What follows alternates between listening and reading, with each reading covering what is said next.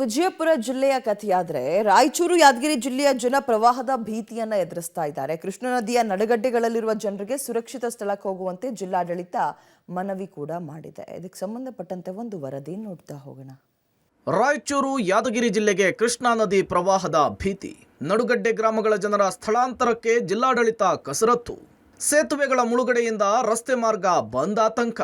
ರಾಯಚೂರು ಯಾದಗಿರಿ ಜಿಲ್ಲೆಯಲ್ಲಿ ಅಷ್ಟೇನು ಮಳೆ ಇಲ್ಲದಿದ್ರೂ ಎರಡು ಜಿಲ್ಲೆಯ ಜನ ಪ್ರವಾಹದ ಭೀತಿಯಲ್ಲಿದ್ದಾರೆ. ಕೃಷ್ಣಾ ನದಿಯ ಅಚ್ಚುಕಟ್ಟು ಪ್ರದೇಶದಲ್ಲಿ ಸುರಿತಾ ಇರುವ ಭಾರಿ ಮಳೆಗೆ ಎಲ್ಲೆಡೆ ಕೃಷ್ಣಾ ನದಿ ಮೈದುಂಬಿ ಹರಿತಾ ಇದೆ. ಹೀಗಾಗಿ ನಾರಾಯಣಪುರ ಜಲಾಶಯದಿಂದ 1,44,000 ಕ್ಯೂಸೆಕ್ ನೀರನ್ನ ಹೊರಬಿಡಲಾಗ್ತಿದೆ. ಇನ್ನು ನಾರಾಯಣಪುರ ಡ್ಯಾಂಗೆ 1,50,000 ಕ್ಯೂಸೆಕ್ ಒಳಹರಿವಿರುವುದರಿಂದ ಯಾವುದೇ ಕ್ಷಣದಲ್ಲಿ ಹೆಚ್ಚು ಪ್ರಮಾಣದ ನೀರನ್ನ ಡ್ಯಾಂನಿಂದ ಬಿಡುವ ಸಾಧ್ಯತೆ ಇದೆ. ಹೀಗಾಗಿ ರಾಯಚೂರು ಯಾದಗಿರಿ ಜಿಲ್ಲೆಯ ನದಿ ಪಾತ್ರದ ಗ್ರಾಮಗಳ ಜನ ಪ್ರವಾಹದ ಭೀತಿಯಲ್ಲಿದ್ದಾರೆ. ಇನ್ನು ರಾಯಚೂರು ಜಿಲ್ಲೆಯ ಲಿಂಗಸಗೂರಿನ ಶೀಲಹಳ್ಳಿಯಲ್ಲಿ ಸೇತುವೆ ಹಾಗೂ ದೇವದುರ್ಗದ ಹೂವಿನ ಹಡಗಲಿ ಸೇತುವೆಗಳು ಮುಳುಗಡೆಯ ಭೀತಿಯಲ್ಲಿವೆ. ನದಿ ಪಾತ್ರದ ಜಮೀನುಗಳಿಗೆ ನೀರು ನುಗ್ಗುವ ಆತಂಕ ಮನೆ ಮಾಡಿದೆ. ಮಹಾರಾಷ್ಟ್ರ ಸೇರಿದಂತೆ ಕೃಷ್ಣಾ ನದಿಯ ಅಚ್ಚುಕಟ್ಟು ಪ್ರದೇಶದಲ್ಲಿ ಸಾಕಷ್ಟು ಮಳೆ ಸುರಿತಾ ಇರೋದ್ರಿಂದ ಈಗ ರಾಯಚೂರು ಜಿಲ್ಲೆಗೂ ಪ್ರವಾಹ ಭೀತಿ ಎದುರಾಗಿರುವಂತದ್ದು. ನಾವೀಗ ದೇವದುರ್ಗದ ಹೂವಿನ ಹೆಡಗಿ ಬಳಿ ಇರ್ತಕ್ಕಂಥ ಕೃಷ್ಣಾ ನದಿಯ ಸೇತುವೆ ಏನಿದೆ, ಸ್ಪ್ರಿಂಗ್ ಬ್ರಿಡ್ಜ್ ಅಂತ ಏನು ಕರೀತಾರೆ, ಆ ಒಂದು ಸೇತುವೆ ಮೇಲೆ ನಾವಿರುವಂಥದ್ದು.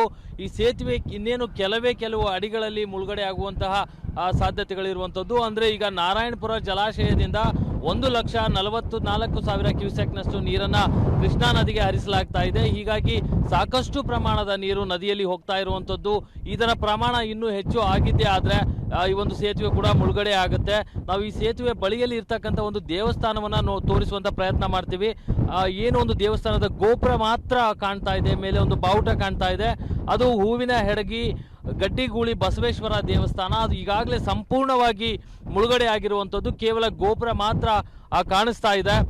ಇದನ್ನು ನೋಡಿದ್ರೆ ಇನ್ನು ಪ್ರವಾಹದ ಮಟ್ಟ ಯಾವ ರೀತಿ ಇದೆ ಅನ್ನುವಂಥದ್ದು ಗೊತ್ತಾಗುತ್ತೆ. ಈಗಾಗಲೇ ಜಿಲ್ಲಾಡಳಿತ ಸಾಕಷ್ಟು ಎಚ್ಚರಿಕೆಯನ್ನು ನೀಡಿದೆ. ನದಿ ಪಾತ್ರಕ್ಕೆ ಯಾರೂ ಕೂಡ ತೆರಳಬಾರ್ದು ಅಂತ.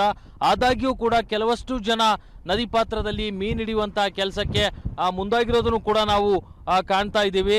ಯಾಕೆಂತ ಹೇಳಿದ್ರೆ ನದಿಯಲ್ಲಿ ಯಾವುದೇ ಗಳಿಗೆಯಲ್ಲೂ ಕೂಡ ಹೆಚ್ಚು ಪ್ರಮಾಣದ ನೀರು ಬರ್ಬೋದು. ಹೀಗಾಗಿ ನದಿ ಪಾತ್ರಕ್ಕೆ ಯಾರು ತೆರಳಬೇಡಿ ಅನ್ನುವಂಥ ಕಟ್ಟೆಚ್ಚರವನ್ನ ಜಿಲ್ಲಾಡಳಿತ ನೀಡಿದೆ. ಆದಾಗ್ಯೂ ಕೂಡ ಜನ ಬರ್ತಾ ಇರುವಂಥದ್ದು.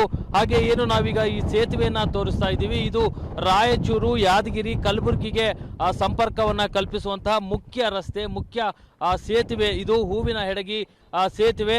ಈ ಒಂದು ಸೇತುವೆ ಒಂದು ರೀತಿ ಬಂದ್ ಆದರೆ ನಿಜಕ್ಕೂ ಕೂಡ 3 ಜಿಲ್ಲೆಗಳ ಸಂಪರ್ಕ ಸಂಪೂರ್ಣ ಬಂದ್ ಆಗುವಂತಹ ಸಾಧ್ಯತೆಗಳು ಹೆಚ್ಚಾಗಿರುತ್ತೆ. ಯಾಕೆಂದ್ರೆ ಈ ಒಂದು ಮುಖ್ಯ ರಸ್ತೆಯ ಮೂಲಕನೇ ರಾಯಚೂರಿನಿಂದ ಯಾದಗಿರಿ ಮತ್ತು ಕಲಬುರಗಿಗೆ ಜನ ತೆರಳುವಂಥದ್ದು. ಒಂದು ವೇಳೆ ನಾರಾಯಣಪುರ ಜಲಾಶಯದಿಂದ 2,50,000 ಕ್ಯೂಸೆಕ್ನಷ್ಟು ನೀರು ಬಿಟ್ಟರೆ ಈ ಒಂದು ಸೇತುವೆ ಕೂಡ ಮುಳುಗಡೆಯಾಗುವಂತಹ ಸಾಧ್ಯತೆ ಇದೆ. ಆದರೆ ಈಗ ಸದ್ಯ 1,44,000 ಕ್ಯೂಸೆಕ್ನಷ್ಟು ನೀರನ್ನು ಬಿಡ್ತಾ ಇದ್ದಾರೆ. ಇನ್ನು ರಾಯಚೂರು ಹಾಗೂ ಯಾದಗಿರಿ ಜಿಲ್ಲೆಯಲ್ಲಿ ಕೃಷ್ಣಾ ನದಿಯಲ್ಲಿನ ನಡುಗಡ್ಡೆಯ ಗ್ರಾಮಗಳ ಜನರಿಗೆ ಸುರಕ್ಷಿತ ಸ್ಥಳದಲ್ಲಿರಲು ಜೊತೆಗೆ ನಡುಗಡ್ಡೆಗಳಿಂದ ಹೊರಬರುವಂತೆ ಜಿಲ್ಲಾಡಳಿತಗಳು ಸೂಚನೆಯನ್ನು ಕೊಟ್ಟಿದೆ.